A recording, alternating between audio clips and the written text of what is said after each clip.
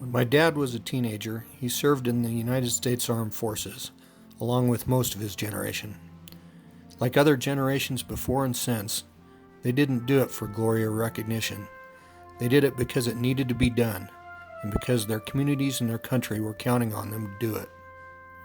They did it to the best of their abilities, usually under rough conditions, with humility, bravery, and all too often without thanks. It was high time that our community honored in a lasting way those men and women that sacrificed their time, their sweat, and sometimes their lives.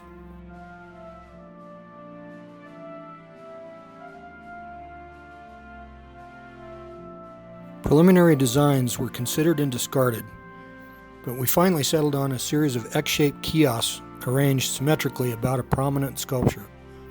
The design uses a walkway to enhance the stature of the memorial so that it wouldn't be lost among their surrounding 50-foot pine trees. The plinth is taller to represent the common greater cause, while the radial walks connect the name plaques to the central monument. I designed the kiosks themselves at a smaller scale so they could be more approachable and so they could integrate into the landscape easier. They create intimate pockets for the name plaques where someone might spend some time privately and maybe better relate to them as people instead of statistics. This would be a place where people could literally touch their own history and reflect on what these people did for them and what they themselves might do for others. Built entirely by community volunteers in 2008, the memorial has been the scene of profound irony and episodes of deep emotional healing. So much more than I could ever have imagined when I first set pencil to paper. The story of the sculpture itself is an example. The artist was John Phelps, whose own son Chance was the model for the sculpture and who was tragically killed in Iraq in 2004.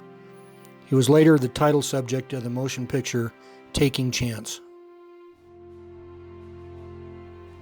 I'm proud to count this project as part of my legacy. I hope it will inspire future citizens to understand that there are ideas that are bigger than themselves. Ideas like freedom, independence, and justice. Ideas worthy of spanning centuries.